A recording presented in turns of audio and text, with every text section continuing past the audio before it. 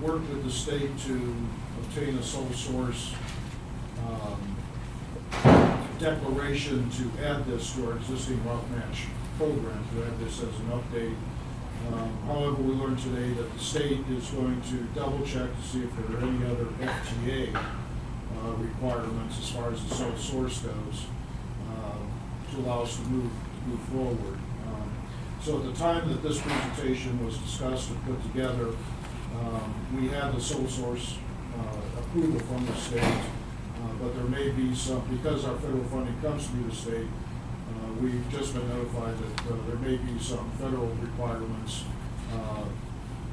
that could affect this the acquisition of this program. It doesn't necessarily, but this would still be the type of program we would eventually end up with. Right now, this is an informational item, and until we get the FTA issue cleared up, I would recommend that the board not take any action. But this is a view of what the update is, what it consists of, and what is included in the approved grant amount that we currently have. It has been open since 2011, and the local match for this grant has been programmed for the last several years. It is included in the current budget. Okay. So this is going to be an information discussion only, and no action. So I was kind of under the impression, Sean, that we didn't have anything, but we have route match right now. Yes. But it's just not working. No, there's just several versions of it. Like we knew that when we purchased route match in the beginning, we were only getting so much.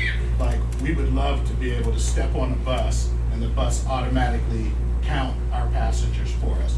That's another level. We just don't have the money for that, and that's a level above this level we're talking about to be able to do that. Okay, so this is not new, this is just an upgrade to what we have. Yes. Hey, Tom, maybe you can further explain. Absolutely. So I'll be brief in introduction. Tom Coogan, Vice President for Route Match Software. With me in the room also is Keith Kirkpatrick, who's our West Region Account Sales Director. And thank you today for the opportunity. We want to just touch briefly from an agenda perspective on the tablet conversion, the route X fix, the new notifications, as well as the route shop. I think it's an important distinction that your initial technology acquisition back in 2006 was for paratransit management systems. That's to schedule and route your paratransit ridership. You have a limited set of vehicles, and you have disabled and seniors, elderly transportation using paratransit pickup and stop information. And so your scheduling did not necessarily address all the fixed route management components that we're going to talk about a little bit today. So it's really dealing initially, the initial purpose was with the paratransit. In 2010, you acquired some mobile data technology, the Rangers, to provide visibility and communications into the vehicle and allow the driver to collect information, stop and time that ride, pick up, depart, and pass that information back electronically. That technology is now end of life, even in accordance with FTA, and it's extremely expensive to replace. So we no longer sell that technology because it is at a price point that this doesn't make sense for transit agencies today. And I'll talk about what we're bringing to the table with this. Our goals, we understand, and I've been working with you all for about 6 years, is to bring increased operational efficiency, certainly reduce operating costs, and having been a part of today's conversation may speak, at least during your discussion on fares, provide some opportunity to maybe give you things to consider, but an increased ridership satisfaction, and then really create an investment. The investment that you made today in technology is scalable as you add different components and you expand your service areas and service offering as you discussed today. Very shortly on the company overview, we're headquartered in Atlanta. We do have our Denver office, which I run with about 50 people out of Denver. We have 160 employees out of our Atlanta office. We have 9 clients here in the state of Washington. We are actively involved. The sole source recommendation, justification, we've certainly worked with FTA. It's probably somewhere in the neighborhood of including some FTA clauses around that, but certainly it is not without realm of possibilities. And certainly, I think the most important part is that in 2010, when you added the equipment, to have visibility into the vehicle. It's about a $250,000 investment for Island Transit. What we're bringing to the table today, along with replacing all of those rangers with commercially available tablet technology, along with the route shout, the rider application, giving you the fixed route management CAD-ADL system, and providing you the notification tools, along with the cost to make those phone calls, along with the data, the wireless Verizon data is all included in that package for less than $250,000 for what you paid 6 years ago, which was really the best available technology at that point in time. So we're real excited about bringing you this. In terms of technology highlights, Route Match providing you single vendor, single contact. I'm here today representing our organization in that Sean and Ken and the folks, I meet and talk with them on a very frequent basis, understanding the business problem, understanding what you guys are looking at in terms of future operations, future planning, and certainly know what's going on for the most part here on the island. The technology being brought to bear is the reduction of no-shows, and I'll show you some information on that.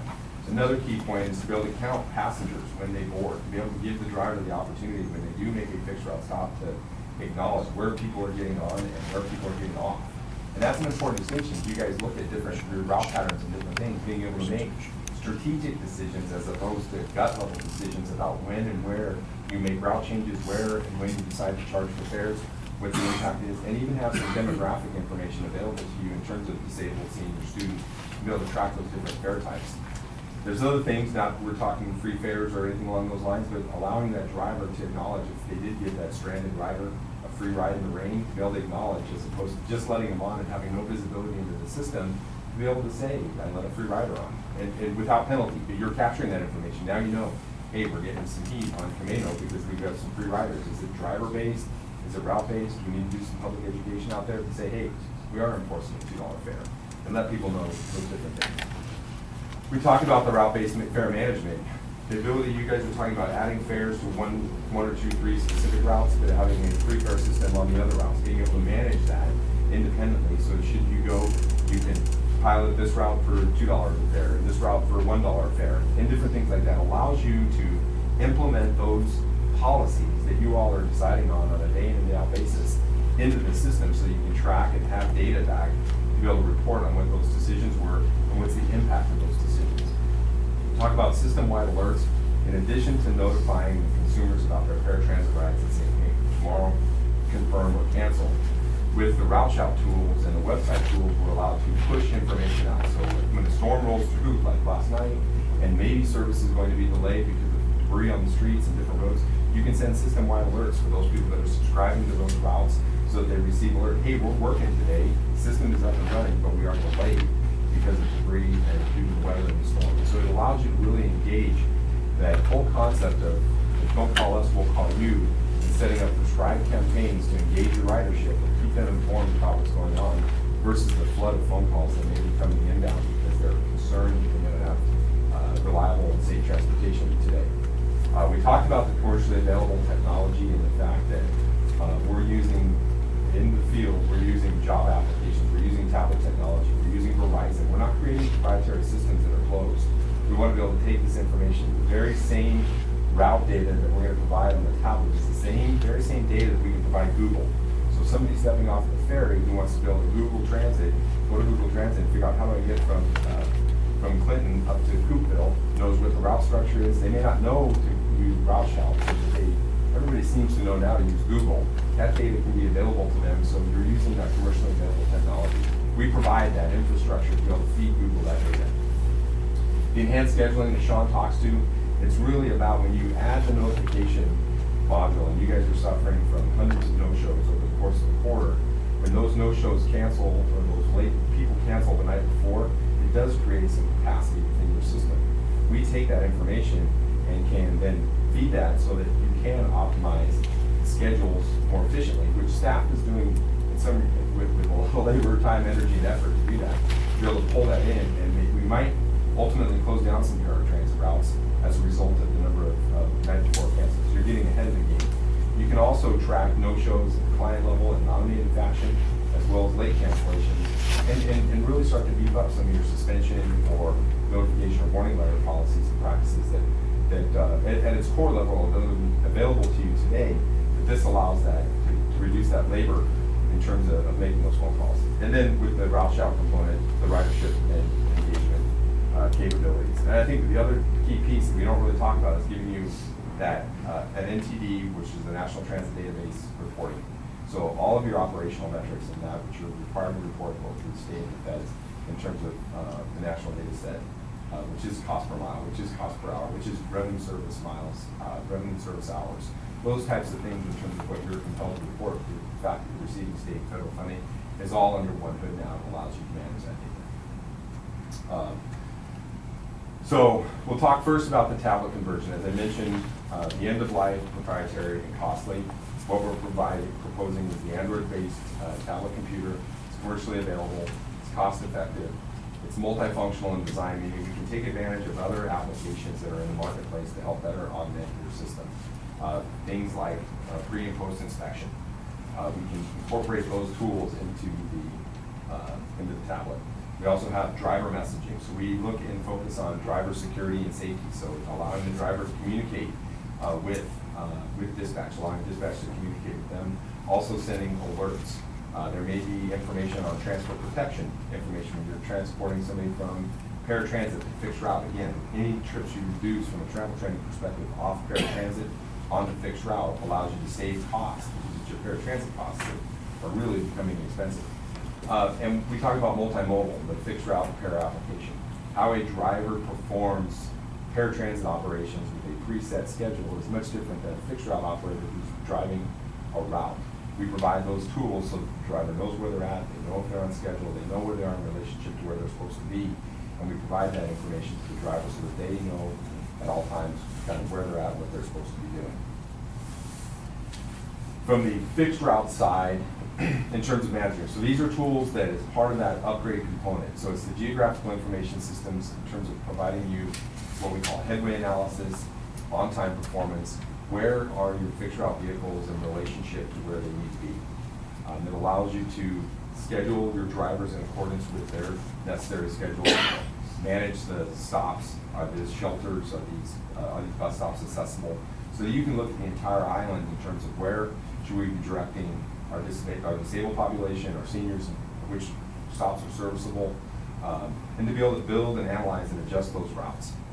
From a lot of the power lies with the dispatching in terms of them giving real-time estimated time of arrival information, not only in dispatch, but we're pushing that information out to your consumers so that if you are using the smartphone application and pulling up route shop, you know where the bus is, and you know what the ETA of the bus is. So when you're standing out at the rain, I might just stay inside the Red Apple store until I know the bus is coming, 3 minutes out, and I'm going to go out and meet the bus for that arrival.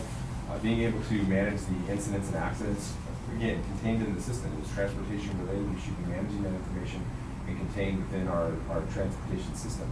And then the public communications management, that's what we're talking about, engaging our public. And I talked a little bit about the reports. Just provided a couple of graphs. I think this is sentinel to what you guys are trying to do. So this is the data that's captured. This is the city of Greeley in Denver, Colorado, right outside of Denver. Again, it has a small university, but it's a very similar size to you in terms of ridership. But you can see we can pull and extract heat maps so that you know the demographics of where people are boarding, what are the frequency of the stops. So that's kind of that upper left. We can do the paratransit overlay so that we know where you have the paratransit riders picking up and being dropped off, and how can we get our travel training program to move those paratransit riders who are able onto the fixed route system again and try and reduce the cost of our paratransit operations. What you talk about here on this lower right is some of the unserved population in that we want to make some route changes here. What's the impact of the ridership? Where are current riders boarding and alighting? And so it allows me in a very short order to have some of that data. If we want to make this route change, we want to deviate and go down 3rd Street versus 8th Street, what's the impact of that to our ridership? And so it allows you to, again, make some data-based decisions versus trying to react to that based on public pressure, based on gut. So some very good tools in terms of analytics, if you will, around that. I'll speak briefly to the notifications component of it. So the tools really provide 3 types of notifications and 3 different types of methodologies in which you engage the public. And we're just really specifically talking about the paratransit ridership now. So we set up day before reminders, which could be 1 day or 2 days. It doesn't really matter. It's based on your policies and procedures. We make a phone call out through the system, engage the rider and tell them it comes on their caller ID is Island Transit. You have a 2 o'clock trip tomorrow. Provide the address, the time, etc. Give them an option to confirm the trip or cancel the trip. If they cancel the trip, we encourage them to, are you sure you're canceling? Yes. That information comes back, it's canceled in the system.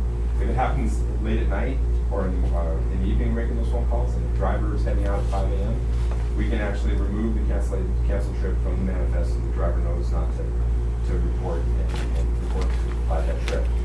So that all happens very seamlessly and in a very automated fashion. You can also set up caller groups. So you have your dialysis clients who don't need to call every evening because they go Monday, Wednesday, Friday. Without it, they will suffer consequences, physically, physical health. So you can set up those groups. If you have frequent offenders, we might want to make sure that we call them under all circumstances. They can't opt out. The second piece is what we call pre-arrival notifications. So on the day of service, you can set up so that you can call them 30 minutes in advance. This is on transit, we're on our way, we'll see you shortly, but we'll be there in 30 minutes. It allows that rider to feed the cat, grab their bag, prepare to board so that they're ready. They're now looking out the window. They're not calling Island Transit to say, hey, where's my ride? You're informing them. If you're running late, the third piece of that is what we call floodgate messaging. So a day like today where there's debris and maybe the system slowed down a little bit, call them, advise them, hey, we're running today, you're on the schedule, we'll be there and we'll call you 30 minutes before we're scheduled to pick you up. So that you, again, set up these campaigns effectively to keep your ridership informed. 3 types of communication methodologies, certainly the phone call, which works very well for seniors and those with disabilities and things. But you can also use email. We integrate with an email system, your email system, and we also integrate and can use text messaging. So for capturing cell phone numbers of members, riders, and those folks, we can use this information to engage them in a very systematic way, which they're used to engaging.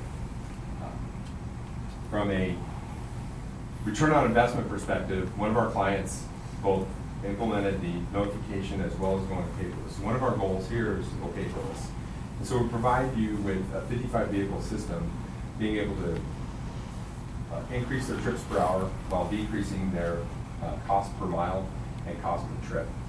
Some of the big savings that you don't think about when you're moving into a paperless environment is the cost of ink and the cost of paper. A manifest in this case might be 8, 10 pages.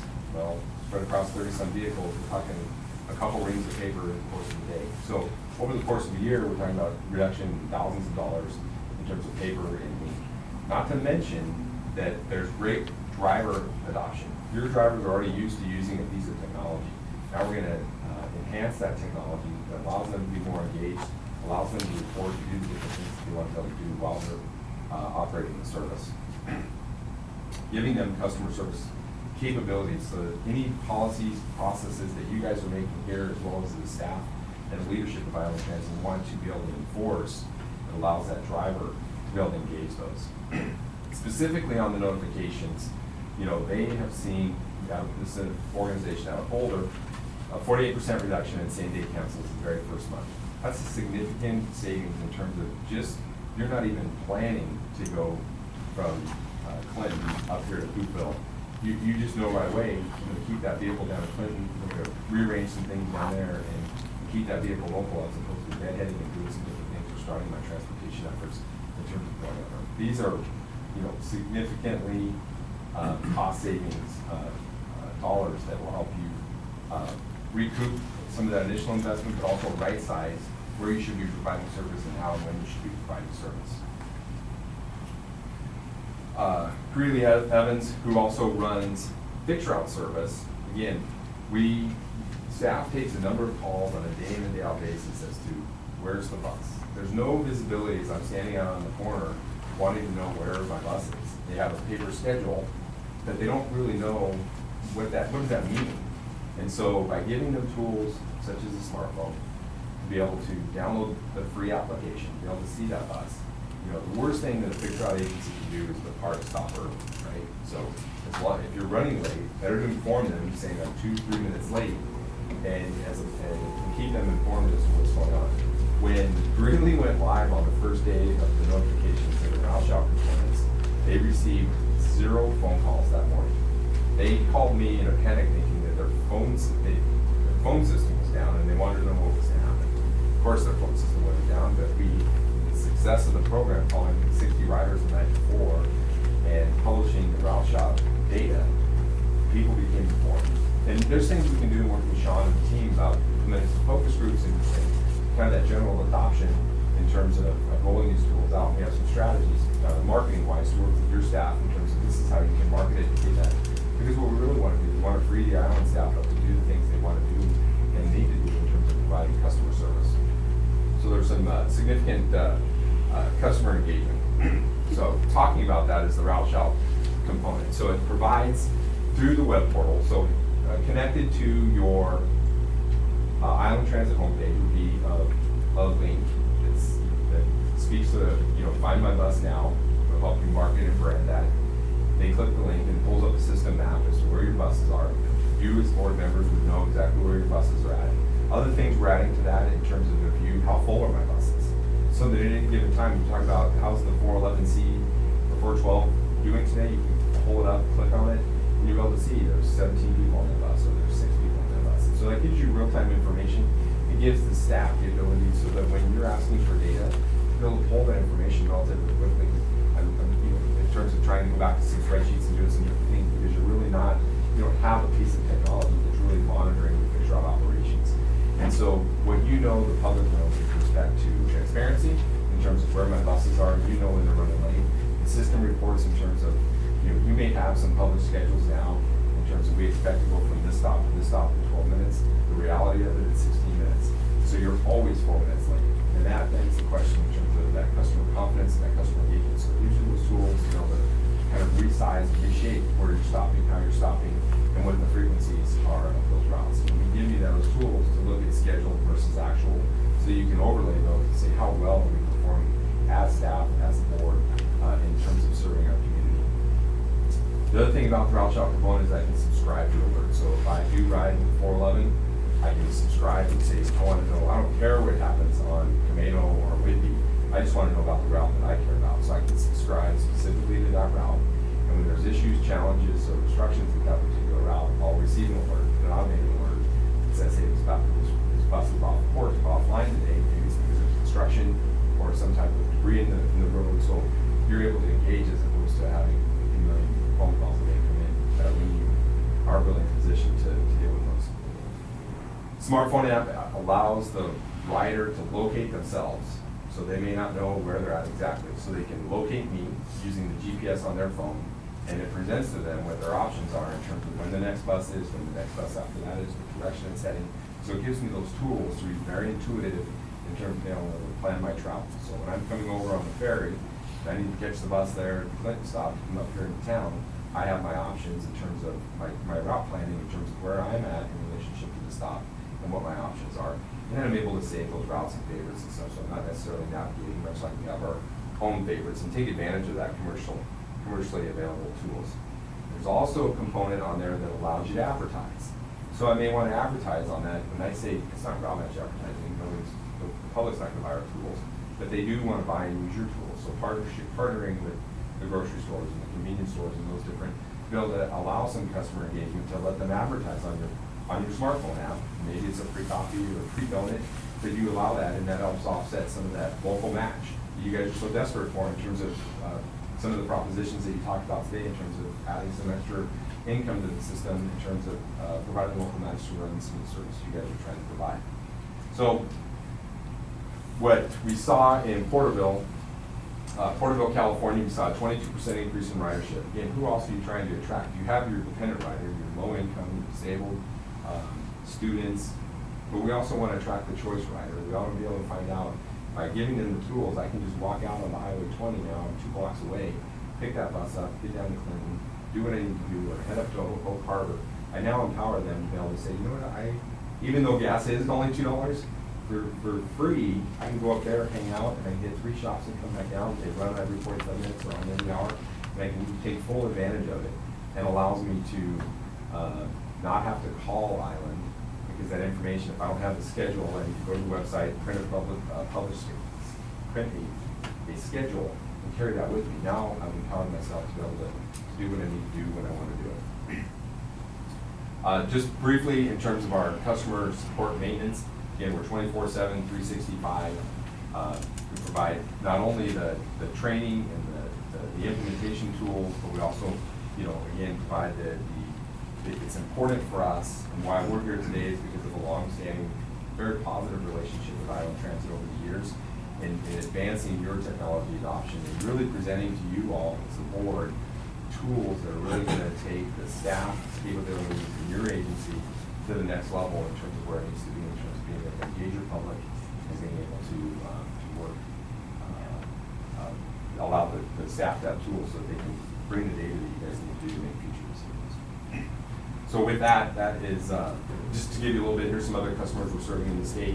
Twin Transit, Paratransit, Fixed Route, Intercity, we're deploying some tablets down there in their paratransit fleet.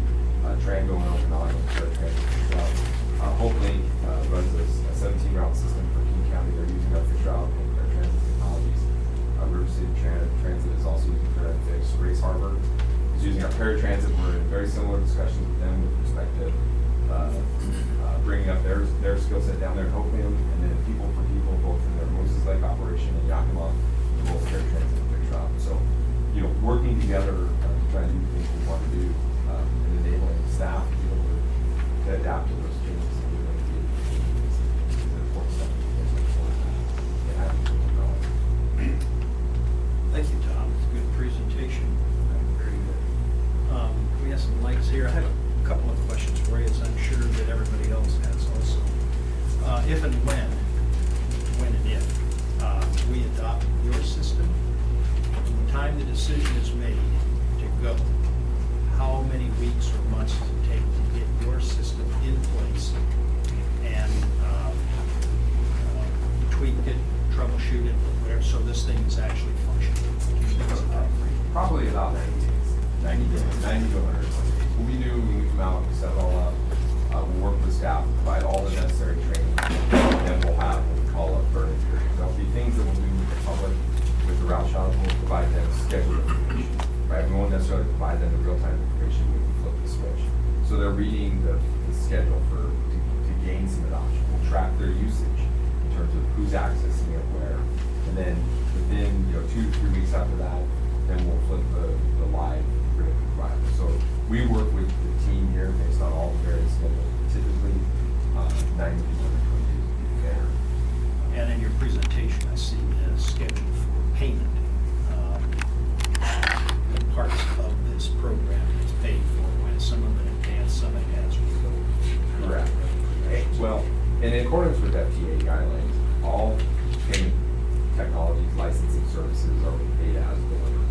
So we're not asking for any upfront payment, but as we deliver licensing, as we deliver training, as we deliver those services, we'll establish a schedule of services we call and work through that entire point. And then there's an annual maintenance and support that's included with that, but also that includes your data plans, that includes all of those other components, the telephone charges and the sailor.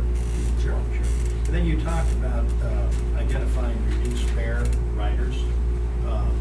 How do you track that? You have a barcode ID system? Well, on the tablet, we can configure that so that the driver has options. We do have other swipe card technologies and fare card technologies that is a rider that has a badge can swipe and do that. We didn't incorporate those technologies into that because this is really that foundation of being able to do that. But the driver can identify those that show badges to be able to track that information on the tablet, so you have that information. Well, the reason I'm asking this is it seems like this is a pretty good system for operations analysis and control, fleet control, management of routes, etc. But it almost seems like there's another part that could be integrated into this, and that would be the fare collection system. Because if you have, let's, for example, say, you have prepaid cards. I want to go online, I want to prepay my card, this is my profile. Okay, let's say I'm disabled, or I'm a senior. So I'm a qualified person who has a prepaid card that has a code, I want to get on the system, I swipe the card, I go on. You guys, are you guys? We have all of those things. You're doing that. What kind of a cost range are you talking about to do that? Probably for your size, somewhere in the neighborhood of maybe 100 to 150,000. Okay, so hold that thought for a minute, because we are currently kind of working with Skagit and Watco to integrate with their system so that we have a seamless system with them. And they're going to a barcode ID system too.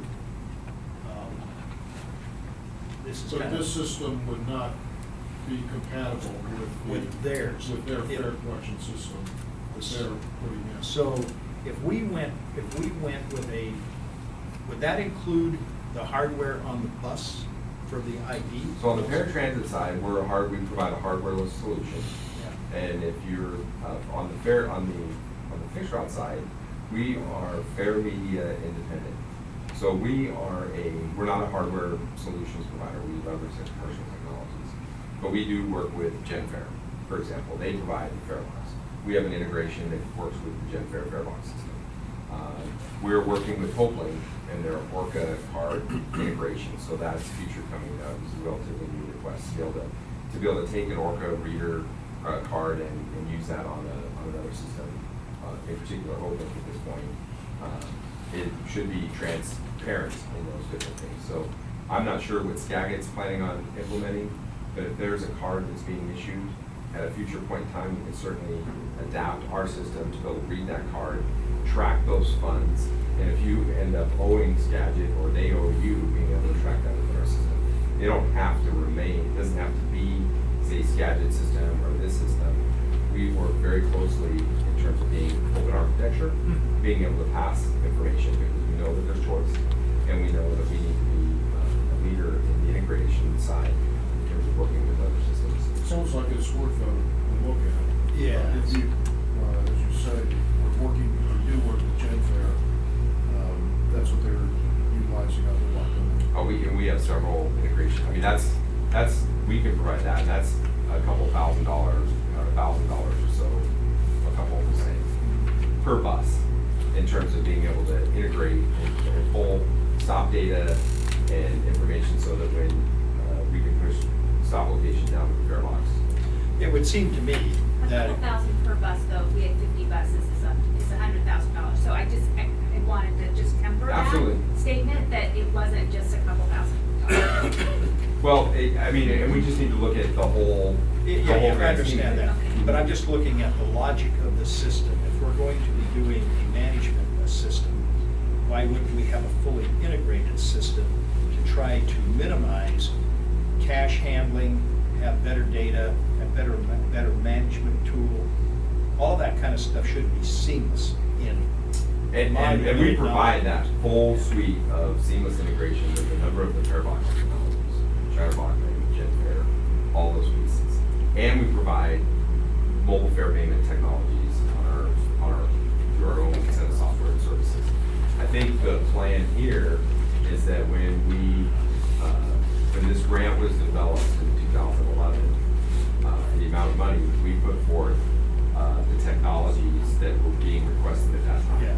And so what we've done now is really try to fit those technologies in 5 years later within the scope of that budget. Okay, thank you. Jill, Rick? Yeah, I've got a question. This is an upgrade to what we currently have, right? Correct. Okay. But we're having an initial cost to set it up for $234,000, correct? Correct. And then the ongoing costs, I'm looking at, the one is $8,500 a year, and then you go to the maintenance plan is another 30 something, that's $48,000 after year 2. Is that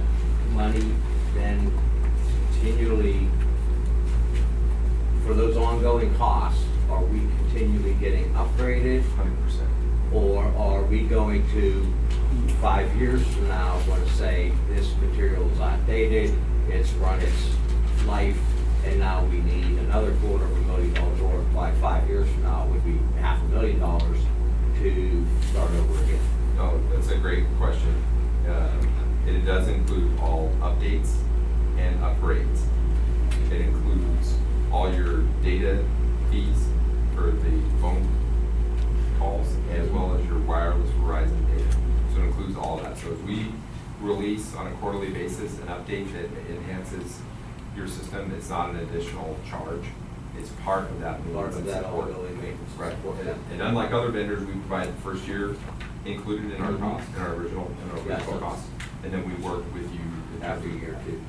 And I say, is that 5% increase per year, that's a maximum increase? That's correct. But my biggest concern is that we don't end up back here with an initial startup cost. No, and I think the important thing too is that the investment that you made back in 2006 is really represented in the technology that you guys are using for the paratransit management component. It's really, we're talking about fixed route management, which you currently are using, you're talking about notification tools, which you currently don't have, the route chart component, to really augment the fixed route components. And what we're really trying to do, your paratransit system at its base is up to date.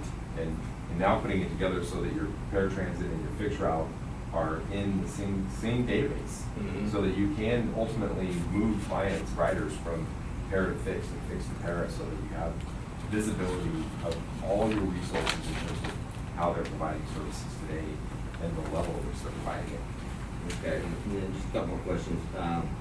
Kind of this return on investment. I can see the return on investment with if you're eliminating those shows and whatnot. You're going to save fuel, you're going to save mileage and wear and tear on the buses. But I got one question. The big one I got, Sean, you pointed out that this would probably reduce the calls that you get from 780 a month to by 600 people, so take it down to 180 a month. I mean, you've got 2 people currently handling that. Okay, so if you're reducing your calls by 80%, what do you do with those 2 people? So those 2 people are scheduling, so one's scheduling, one, they still have to take the calls to set the trip up. So they're doing that all day long. People are calling in, they're putting in where they're going. The other person, one person's taking calls, putting those in the queue, the other person's taking them out of the queue and scheduling them where they go in this big puzzle. What that'll allow them to do is spend more time on doing real-time swaps, seeing where buses are if someone's canceled. But when I see 72 here has some time, what I can do is put this onto theirs if that was a cancel. They don't have the time to do that with the amount of calls that they're taking, with it being just the 2 people. Okay, so we're not going to save any labor or any employment costs. It's just they're going to be, who's doing that stuff now that they'll be doing later? Who's doing that stuff now? Yeah. They're trying to do it as best as they can. I mean, it's just those 2. I mean, those 2 are pretty much, they've been doing it for a long time. The 2 that know how to do it.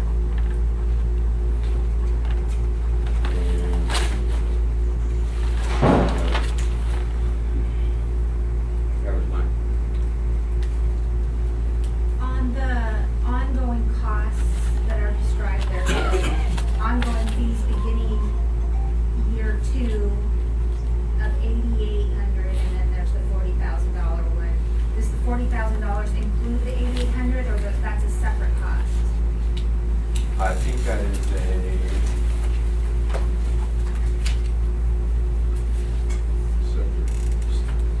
it is separate. So support and maintenance and ongoing fees, those are 2 different. Correct. And they add together. Correct. When you were saying so we have ongoing costs right now, I'm assuming, related to this. Correct. Are those ongoing costs in addition to what this amount is, or are they going away and this ongoing cost replaces that? They are in addition to. So what are we paying right now for ongoing costs? About 30,000 a year. Say 33,000.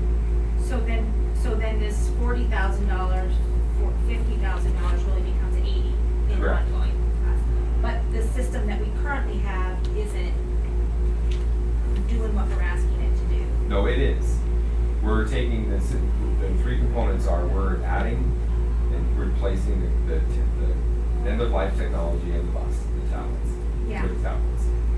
We're adding notification tools, which you currently don't have. We're incorporating the fixed route management tools as part of the upgrade. So you're not really managing your fixed route system with your system. You're tracking some vehicles. You're not able to pull the stop data, and monitor like a true fixed route system. We're bringing those together. And it doesn't include the route shop technologies. So the app is included in this? The app is included in that. And then what do you? And all the notifications that are as a result of them texting and doing all those components as part of that. And when you say that this includes all upgrades, you don't mean additional services above and beyond what you're presenting. You're talking about upgrades that provide the same level of service in the future. But I thought when you started that there was even a higher level of program that you mentioned, that you could have a higher level of service even than this. I'm not sure I understand that question, but so So when we you- have other products. Right. So This upgrade doesn't include any of, when you say upgrade, you don't mean moving us to a higher product level. You mean just upgrading the current Upgrading the technology existing system, keeping it fresh, keeping it current, and maintaining all that. at this service, product service. With the suite of products that you purchased. For example, not to confuse matters, we also sell online booking tools for reservation. It would not include that. The mobile fare payment would be a completely different product.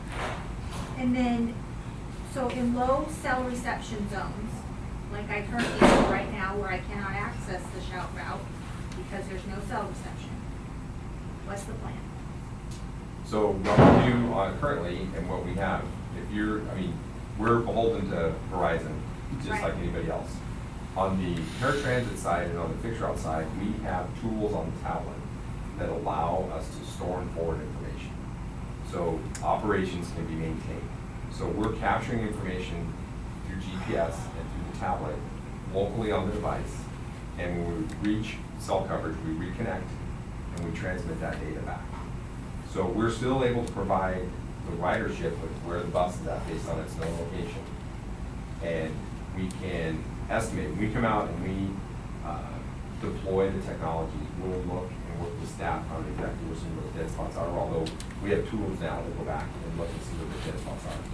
As far as a consumer, not living in cell phone range, if you can't access the internet, you can't access the internet. Sure. I think it's more an internal managing of expectations. If we're gonna communicate out a potential mobile service with information that you can access, and we know we have populations that can't access that information, we need to make sure that we understand that going in before we don't set ourselves up for, failure from the get-go.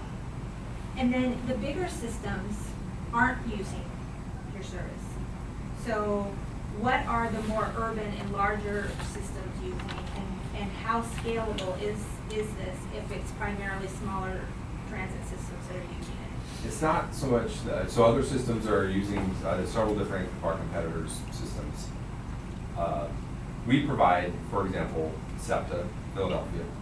They have 825 vehicles, they're using our system. It just so happens that in Washington, we're currently working with Snohomish Community Transit in King County. So we're working with those. Olympia Inner City is using our technologies on the paratransit side. So we've been around for 15 years. We probably started in small urban and rural systems and now have Philadelphia, Denver. We have a number of large urban systems.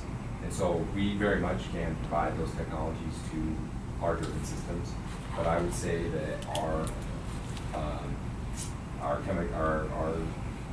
of our 600 clients, I would say that 80% of them are probably small urban and rural systems. But we certainly can't serve those. And we integrate with them. We have projects where we're exchanging information with truckies, for example, back to another provider. Okay. I guess we'll have another time where I can get my questions answered. So you. No, we're gonna move it along. I just, I got more questions too, So I guess we'll need another workshop on information. And when we have our staff workshop, I'll be interested in knowing, how you see the board using the information collected to drive policy decisions, and what policy decisions you anticipate us potentially making based on this data. I mean, I want to know the value beyond what was just discussed. Is that it for now? I'm going to be Can going. I throw one more in real quick? Wait a minute, let's Okay. give Bruce a chance and Lance. We're cut off. No, The only thing I want to make sure is that this is an augmented thing to what we already have. Correct. We're not replacing everything. Just a quick one. I'm wondering on the 86.5% on the grants, which comes to 202,410. Is that in 2011 money or in 2016 money? Well, it would be reimbursed in 2016, so, yeah, I guess it'd be 2016. Wait, I heard you say I guess. Yeah, it will be. It's 2011 value. That was the amount. Well, we were given a value, a total value, and we are able to spend that value. So we can do it either in 2011 or 2016, but it is a